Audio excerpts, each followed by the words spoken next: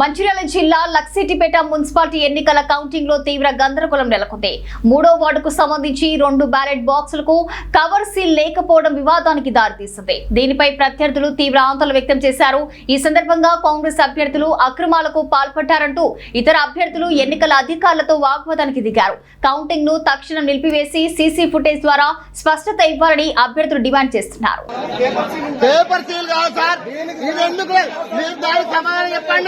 మిగతా 14 వార్డులలో cloth packing వచ్చింది. ఒక 3వ వార్డులో ఎందుకు క్లాత్ ప్యాకింగ్ రాలే? మా ఆబ్జెక్షన్ మీరు సమాధానం చెప్పండి. మా ఆబ్జెక్షన్ మీరు సమాధానం చెప్పిన తర్వాతనే కౌంటింగ్ స్టార్ట్ చేయండి.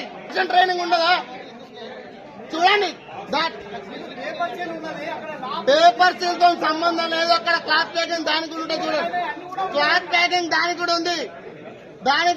క్లాత్ ప్యాకింగ్ చూడండి, అదో చూడండి, క్లాత్ ప్యాకింగ్ దానికి కూడా ఉంది. ఈ 2 బాక్స్లకు ఎందుకు చెప్పండి.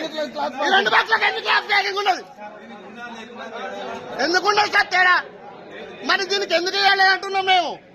ఈ 2 బాక్స్లకు ఎందుకు చేయలేదని క్వశ్చన్ చేస్తున్నాం.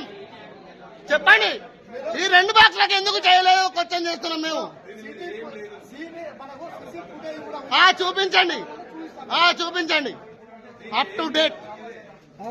అరే వట్టిదే కావచ్చు సార్, అది వట్టిదే కావచ్చు.